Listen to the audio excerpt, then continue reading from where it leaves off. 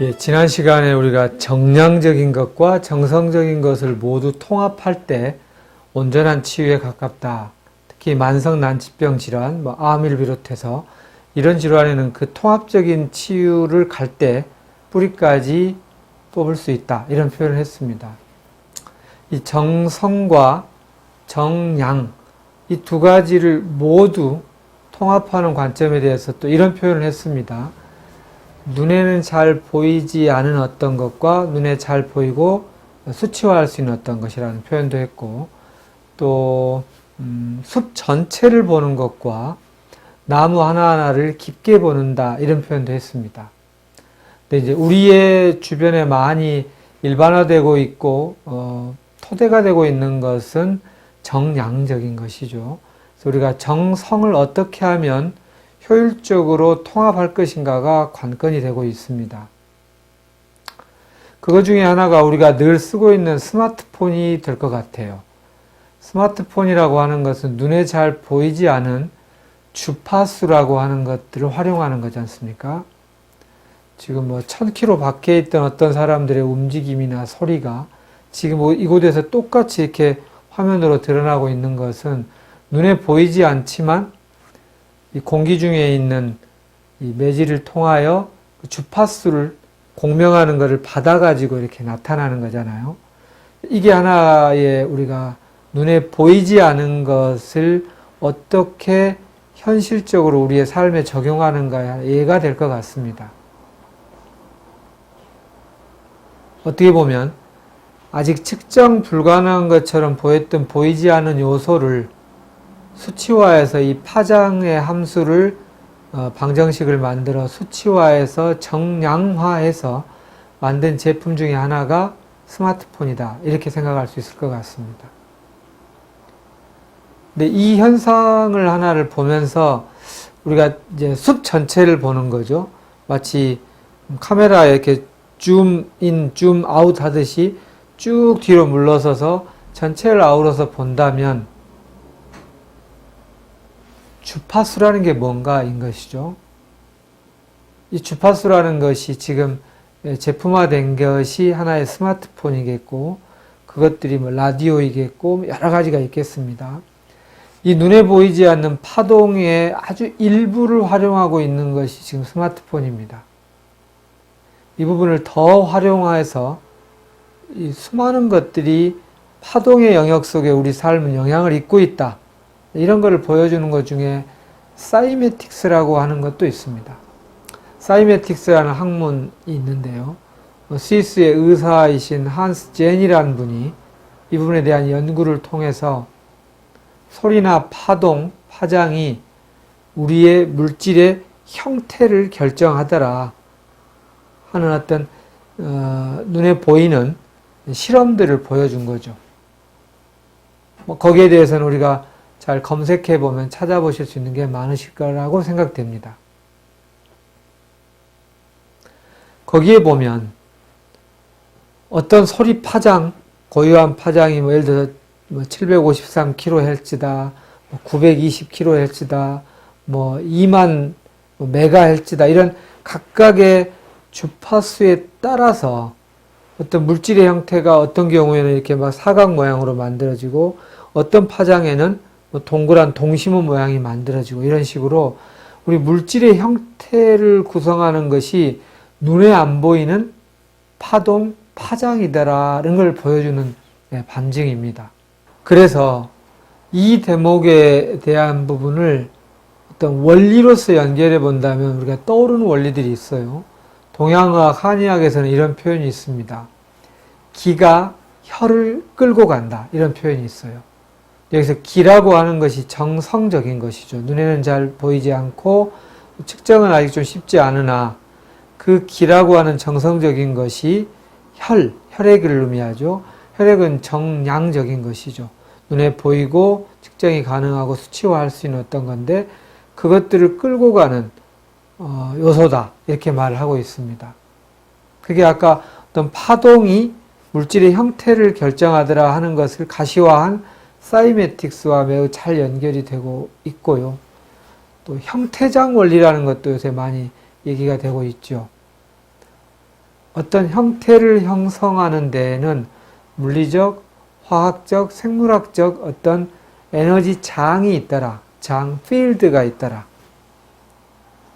눈에는 보이지 않지만 에너지 장에 의해서 어떤 형태가 결정이 되고 모양도 결정이 될 뿐 아니라 좀 더 나아가서는 3차원적인 물체들이 거기에 따라서 다양하게 움직임을 갖는 것 또한 정적인 형태뿐만 아니라 동적인 움직임 또한 눈에 보이지 않는 이 파장에 따라서 만들어지더라 하는 그림들이 또는 동영상들이 하나의 예라고 할 수 있겠습니다. 그래서 이런 형태장, 에너지장과 관련한 또 흥미로운 실험들이 많이 있는데요. 나뭇잎을 끝부분을 이렇게 잘라서 떼어낸 다음에 어떤 이런 형태장이나 에너지장을 촬영하는 카메라로 찍어보면 이미 잘려져 있는 곳인데도 불구하고 마치 잘리기 전에 형태의 모습가 그대로 에너지장으로는 찍힌다는 거죠. 그래서 눈에 보이는 물질의 요소를 결정하는 그 에너지장은 물질이 없어진 이후에도 얼마간 유지하고 있더라. 그래서 이 말을 다시 한번 해석해 보면 어떤 에너지장, 형태장, 그리고 그것을 결정하는 파장, 기운이 그 물질을 이끌어가고 마치 주물 형태처럼 그걸 끌고 온다. 이렇게 이해한다는 거죠. 그래서 이것을 우리 건강과 관련해서 얘기를 해본다면 이런 겁니다. 우리 건강을 유지하기 위해서 필요한 어떤 물질적 요소들이 있죠. 영양 요소들. 이것이 하나의 재료라고 한다면 재료만 있다고 되는 건 아니지 않습니까? 그것이 충분히 일을 할 수 있도록 하는 일꾼도 필요하죠. 그래서 가장 훌륭한 재료, 가장 적합한 재료를 찾기 위한 노력을 충분히 기울이는 것이 굉장히 중요한 축이 하나 될 거고요. 그런 것을 충분히 잘 해내는 일꾼을 효율적으로 구하는 것 또한 굉장히 중요한 노력의 요소 한 축이 돼야 될 것이고요. 그런데 그 다음 요소 하나는 이런 재료와 일꾼이 어떤 형태와 어떤 일을 할 것인지를 정하는 설계도 같은 파동의 영역, 설계도 영역이 중요하다는 거죠. 그게 우리가 말하는 정성의 영역이 되겠습니다. 예를 들면 이런 겁니다. 암과 관련해서 우리가 발견되고 있는 사실은 암세포는 여러 가지 원인에 의하여 고립된 상황에서 살아남기 위해서 유전자를 변형한 모습이고, 그러다 보니까 단세포적으로 자신의 성장과 증식에만 관심이 있고 전체를 아우르는 다세포에 공생하는 데에는 관심이 없더라 이죠. 다시 말하면 자기 세포와 주변 다른 각자의 역할을 하고 있는 세포와의 소통 능력이 떨어지더라입니다. 떨어지는 정도가 아니라 완전히 거기에 고립돼서 이렇게 연결하지 않는 커뮤니케이션 하고 있지 않는 모습이라는 거죠. 자, 이게 물질적 형태에서 관찰되는 모습입니다. 그러면 이 물질이 서로 주변 세포와 소통하게 하려면 소통하는 데 필요한 물질과 관련한 어떤 영양소를 공급해 주는 것이 필요하고요. 그 다음에 그게 그쪽 방향으로 갈 수 있게 하는 어떤 에너지의 형태를 만들어줘야 됩니다. 파장을 만들어줘야 합니다. 그래서 저는 이렇게 세포끼리 소통이 안 되는 질병을 치료할 때는 소통이 잘 되는 영양소를 잘 발견해서 넣어주는 것이 하나의 중요한 축이고요. 또 하나의 축은 늘 소통하는 습관을 들이는 것이 중요하다. 내 주변 사람과 소통하는 것을 원리를 알고 이해해서 자꾸 소통하는 정신적 에너지를 쓰다 보면 물질은 그에 따라서 주변 세포와 소통하는 방향으로 이 파장과 주파수에 맞게 물질도 마치 약간 설계도처럼 그렇게 들어가서 일을 하게 된다. 이 요소가 매우 중요하다. 그리고 이게 보완되어야 훨씬 온전하다 이렇게 말하는 것이죠. 그래서 뉴욕 의과대학의 존 사노 교수라는 분은 통증혁명이라는 책을 쓰면서 전형적으로 물리적인 어떤 것에 신경을 누르고 건드리고 하는 것으로 우리가 관점을 많이 가지고 있는 재활의학과에서 오히려 요사이 어떤 우울함이 있나요? 어떤 분노가 억압한 게 어떤 게 있나요? 라는 것을 얘기하는 상담 치료를 8주간 함으로써 오히려 재활의학의 재활되는 속도가 빨라진다. 이런 것들을 임상 실험을 통해서 검증하면서 뭐 그런 결론을 내린 거죠. 몸만 보는 의학은 열등한 의학이다. 심지어 재활의학 영역에 있어서까지도 이런 얘기를 해볼 수 있게 될 거고요. 또 그 외에도 종양학을 전공하는 전문의인 미첼 게이너 교수 같은 경우는 마음의 응어리들, 감정적 상처들, 오랫동안 억압했던 것들을 풀어내는 것이 암 치료에 큰 도움이 되고, 그래서 그걸 끌어내기 위해서 쉽게 잘 끌어내지지 않은 환자들을 위해서 소리를 활용해서 파동 소리를 이용했더니 그게 효율적으로 되더라. 이렇게 치료에 활용하는 분도 있습니다. 더 나아가서 미래의학은 이제는 꼭 이렇게 물질적 요소를 음식으로 또는 약으로 먹는 것뿐만 아니라 소리도 이제 처방이 될 부분일 것이다. 이런 표현까지 한 게 된 거죠.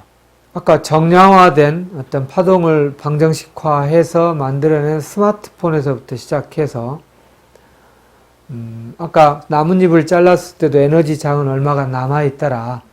이것들이 우리의 건강과 관련한 의학적인 요소에서 나오는 용어는 환상통입니다.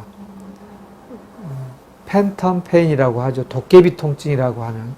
그건 무슨 뜻이냐면 어떤 외부적 요인에 의해서 다리가 잘리거나 팔이 잘리는 어떤 환자가 다리가 잘려있고 팔이 잘려있기 때문에 그쪽 요소는 내 삶에서 완전히 없어진다고 생각되는데 의외로 이미 있었다면 이미 잘려진 팔 끝에 둘째 손가락이 가렵다, 따끔하다 이런 통증을 호소하더라는 거죠. 이게 도대체 뭐야 하고 이에 대해 이름을 붙이기를 도깨비 같다 해서 환상통 또는 도깨비 통증이라는 이름을 붙인 거죠. 이게 아까 말한 그 나뭇잎을 잘랐을 때 에너지장은 얼마가 남아있다는 원리하고는 매우 잘 일치하는 얘기입니다. 그래서 우리는 스마트폰의 활용처럼 눈에 안 보이는 파장 에너지를 활용하는 영역을 좀 더 넓히자는 거고요. 그것이 소리를 활용한 것이 있기도 하고요. 빛을 활용한 치료도 있기도 하고요. 더 나아가면 이 파장의 무궁무진한 에너지, 무궁무진한 영역은 바로 마음입니다. 마음이야말로 연파라고 하죠. 우리 마음에도 파장이 있다고. 이 마음의 파장을 활용하는 것은 우리 치유에, 특히 뭔가의 벽에 부딪힌 만성 난치병 치료에는 꼭 같이 해야 될 부분이고, 그리고 또 이런 파장이나 파동을 활용하고 있는 것은 예를 들어서 맥진에 있어서도 차이가 있죠. 서양의학의 맥진은 수치화할 수 있는 어떤 거, 맥박이 1분에 몇 번 뛰는가 이런 식으로 좀 관찰해서 참고를 하는 요소이지만, 동양의학에서는 그것뿐만 아니라 맥의 느낌과 형태가 긴장되어 있다, 속이 비어 있는 것 같다, 또는 위로 떠 있는 것 같다, 아래로 가라앉은 것 같다 등등의 어떤 이 파장의 성질을 또 파악하는 것을 우리가 진맥의 요소로 보고 있고, 그걸 통해서 우리 내부에 움직이고 있는 무의식적으로 내부에 움직이고 있는 몸의 생리적인 움직임을 파악하는 굉장히 중요한 데이터로 삼고 있다는 것입니다.